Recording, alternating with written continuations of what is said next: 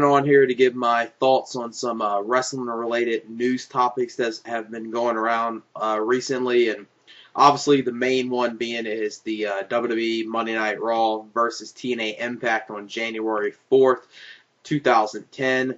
First Monday of the new year is going to be ringing in for another not as big Monday Night War like WCW versus WWF was, but still somewhat a little competition on Monday nights between two wrestling promotions. And it's definitely going to be something that's going to be interesting to see. Now, obviously, the one thing is that WWE is obviously going to win this battle very easily. It shouldn't even be called a battle, but I got to give TNA a little props here. This is actually something they need to do. Try to catch most of the casual fans' attention, and something like this, doing a live wrestling program on Monday. Even though I dislike Hogan, and I'm hoping Hogan doesn't use too much political power within TNA. We'll just have to wait and see what he does within TNA. But the one thing is Hogan will bring in ratings. Now, it's going to bring in the number that Hogan's thinking that it's going to pull in. Hell no. Hogan is claiming that he thinks this January 4th edition of TNA Impact, the live Monday night edition of TNA Impact, is going to get a rating of a 3.0. And that is definitely not going to happen. I would say if Spike TV and TNA promote this well, and what I mean promote this well is they need to do several things to promote this well. First, they need to make sure they promote this pretty well online and on television. Now, WWE, they do something where another wrestling promotion cannot have a national ad during Monday Night Raw, but TNA can buy local time for ads during Monday Night Raw, which is something they definitely need to do. Make sure you pay for some ad placement in some of the big markets in the United States, namely New York City, LA, definitely Houston, some other, maybe San Antonio. Obviously, since TNA's in Florida, they'll probably do it in Florida around in Miami and Orlando, and Washington, D.C., and Chicago as well, and maybe even Boston. Those are the couple cities that I would say that you kind of need to promote this pretty well on television. Buy some ads during Monday Night Raw, at least locally, since that's the only way that they're going to get a ad during Monday Night Raw is if it's a local ad. It's not going to be a national ad that everyone's going to see. But just as long as you get in some of those major markets during Monday Night Raw, that would be something that'd be good to do. Obviously, the thing they're doing in New York, they're putting up a couple of billboards around Times Square. That's a good thing to do. But what I'm expecting this Impact to do, I'm expecting it to probably get the rating I'm expecting it to get, because this is obviously, I think, going to be promoted pretty well from TNA and Spike TV. So I'm expecting it to do a better number than what they normally do on Impact, which that's the one thing TNA needs to look for, want to happen more than trying to, beat Monday Night Raw or try to get, Hogan's absurd number of a 3.0, is at least get, a bigger number than what you normally draw on Thursday nights, and when you do a taped Impact, which they kind of average between lowest a 1.0 to the highest a 1.3. What I'm expecting probably a 1.5, maybe a 1.6. If they do a lot of good advertisement of the show, maybe a 2.0. But the other thing is that on this Monday night, you got a college bowl game on between TCU and Boise State, and that game right there is going to get a lot of ratings as well. But the one thing I'll give some TNA fans over WWE fans is most of TNA's fans, no matter what's on Thursday night, they always tune in. That's the one thing. Their ratings pretty much always stay the same. But if there's something big on Monday night, a Monday night football game or something like that, that WWE's ratings kind of fluctuate, where TNA's ratings, where say they got some NFL game or a college game or an NBA game or something like that on Thursday nights, their ratings pretty much stay the same. So that's the one good thing there. Maybe this game with TCU and Boise State, maybe this will have some of WWE's numbers go down, and there's people that are aware of TNA. That's the one thing, is that even though TNA ratings only get a 1.0 or 1.3, people are at least aware of TNA's existence, whereas, independent companies like Ring of Honor and PWG, unless you're a diehard wrestling fan, most people don't know what the hell those companies are. But TNA, at least people know the existence. Just a lot of people choose not to watch it, or just, rather just watch, WWE, and they think, most casual fans, I guess, think TNA, WWE just alone by itself, pleases them, and they're not, diehard fans where they need another promotion. So there's some people that know TNA exists, just don't really want to go out their way to watch it. Now, the one thing they're going to have to do on this Monday night with TNA Impact, they're really going to have to do something good here.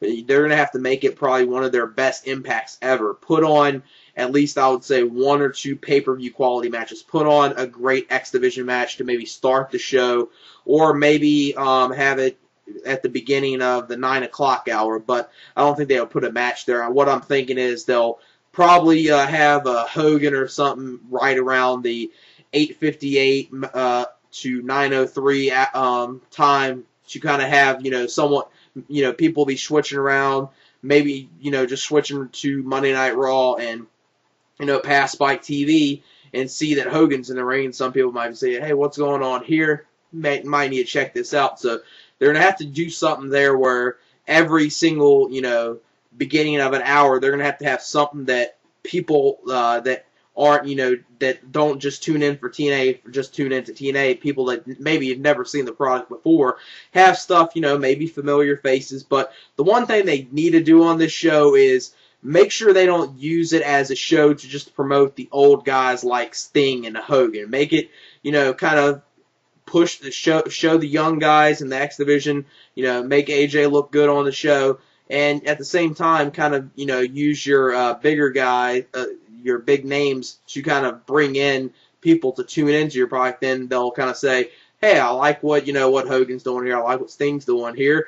Let me see what these other guys are, and, you get some fans there. That's the one thing they need to do right there, is kind of create a good balance there between the old guys and new guys, because it can't be a 3-hour Impact live edition where it's pretty much Hogan and all his old pals pretty much running the show. Now, there have been a couple of rumors that some other stars might be making appearance other than Hogan and Sting on this TNA Impact. Some names have been thrown around that maybe RVD might show up.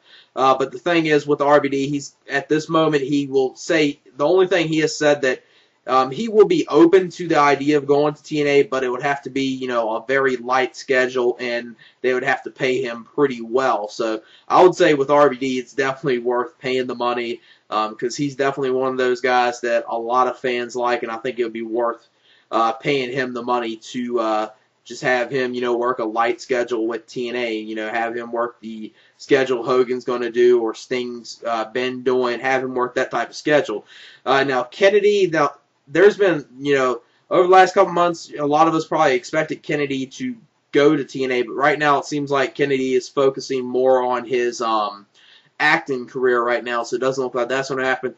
Obviously, there's a chance of Ric Flair being involved on here, but other than that, I think those are the only ones. And JR's name's been thrown around because it's not sure, how much longer he's got with WWE, and he's kind of getting, I guess, a little frustrated with WWE that he might think about going to TNA, but the way his health is right now, if he did go to TNA, I don't know if he'd be able to even, do commentate, and he might just be some backstage role for TNA, which, for talent and relations with TNA, that would be someone good to have backstage for that type of reason right there.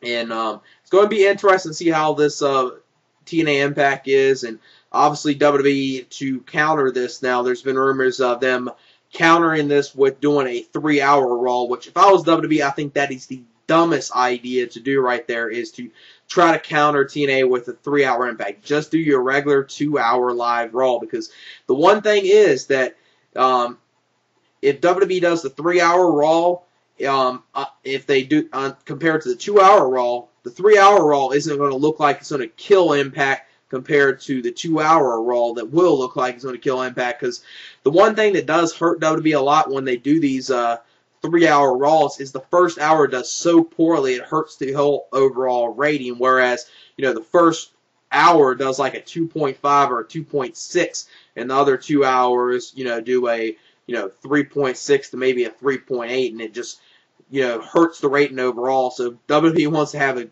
rating that looks hugely bigger than TNA, which even if they did the 3-hour Raw and their first hour does poorly like it always does when they do a 3-hour Raw, they're still going to beat TNA no matter what. But it's at least something that's going to be good to do. Now the one thing is I think the people that are huge WWE fans and huge TNA fans and are obviously supporting that company that Monday. The last thing I want to see is I wouldn't mind seeing competition on Monday nights or two wrestling promotions actually competing against each other. But the one thing that's bad about competition, especially if you do a Monday Night Wars Part 2 between TNA versus WWE, one of them is definitely going to go under, and then you're going to have another company out of business, and WWE is going to stay there as the main #1 company, because I don't think, unless something something weird happens, TNA is obviously never going to take over WWE, or no company is going to take over WWE, mainly just because of WWE's long history in the wrestling business. So that's going to be one thing that's going to be interesting right down low. Other thing I want to talk about is since I haven't done a video in about roughly a little over 2 weeks or so, the passing of Umaga. Just get my quick thoughts on that. Definitely sad to hear another passing of a professional wrestler. It's one of those things that just comes so normal with the wrestling business, which is a sad thing right there. This is so normal that there's so many wrestlers that die under the age of 40 and die at a very young age. And Umaga, he was definitely a good big man, and he was definitely good for what he did in WWE when he was there. And I think WWE really never used him to his full potential, because he definitely could have been better than what WWE ever used him as. But it's definitely just sad to see another wrestler die. So that's just the thoughts I wanted to give on that. Rest in peace, Umaga, and just send my condolences to the family and friends and the fans of Umaga.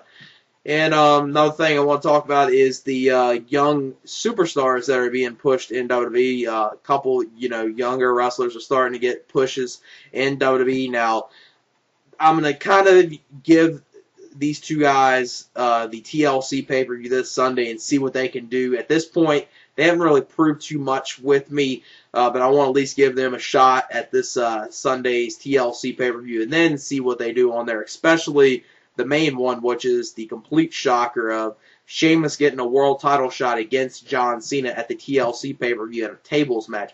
Obviously, John Cena is going to retain the title. I don't think there's anyone that thinks Sheamus has any chance on winning. It would be a complete shocker, but I don't think it would be a good thing for him to win the title, and it's way too early for him. I would say it's way too early to have him even in the main event. This is not going to be the main event. I'm thinking DX is probably in the main event, the pay-per-view, but still in a world title shot with really not doing much to really deserve being in a world title shot. All he's really done is pretty much, squash a couple jobbers, beat them up real quick. Jamie Noble kind of took him out. The thing he did with Jerry the King Lawler and Mark Cuban. That's really all he's really done. He hasn't really done much that makes you think this guy actually is going to have any chance with Cena. Now, they'll probably book the match in a way where he'll probably dominate most of the match. Then Cena will come back, and Cena will win the match right there. As far as the TLC pay-per-view coming up this Sunday, I will give my preview and predictions of that tomorrow, so I'll go more in depth of what I think of that pay-per-view tomorrow. But kind of the pay-per-view, it doesn't really look that appealing to me. I think it's just going to be, either it's going to be a throwaway pay-per-view, or at best it's going to be an average WWE pay-per-view, because it's really, other than the Christian and Shelton Benjamin match, there's really nothing I'm really looking forward to a lot on this. Now, do I think it's going to be like one of the worst pay-per-views of the year? No, but I think it's just going to be, a typical, WWE throwaway pay-per-view, or, like I said, at best, an average pay-per-view. Now, the TNA pay-per-view Final Resolution coming up, mainly just because of the two main matches they're doing, which is the Desmond Wolfe, a.k.a. Nigel McGuinness, against Kurt Angle in the 2 Out 3 Falls match, and the world title match with Daniels and AJ Styles. That pay-per-view looks great just because of those two matches. I have a feeling it's probably going to be like the Turning Point pay-per-view, where most of the pay-per-view is just going to be based on those two matches, and those two matches I think are going to deliver so good this TNA is going to have another good pay-per-view coming up this month, but even though they're doing these, they did a great pay-per-view last month with Turning Point mainly because of the two main events, and looks like the same thing's going to happen this month. They kind of at least need to do a little better with the undercard of the pay-per-view because that's the one thing that kind of looked pretty weak and was pretty weak with the Turning Point pay-per-view and is kind of a little weak with this pay-per-view right here. I think they could have done a little better with the undercard, but the two main matches are probably going to be given, especially the 2 out of 3 falls matches. I'm expecting that in the main event will at least take up probably an hour and 15, hour and 20 minutes. So it's going to take up a good portion of the pay-per-view. So with that, it should be a good pay-per-view from TNA. So just wanted to come on here, give my thoughts on some wrestling-related news topics and stuff that's going around the wrestling world right now, since I haven't done a video in a little over roughly 2.5, almost 3 weeks since I think the last video I did was probably my Survivor Series pay-per-view review. So just want to come on here, give my thoughts on this before I do my preview and predictions tomorrow. Then obviously my review of the TLC pay-per-views, late Sunday, or sometime early Monday. I'll do that.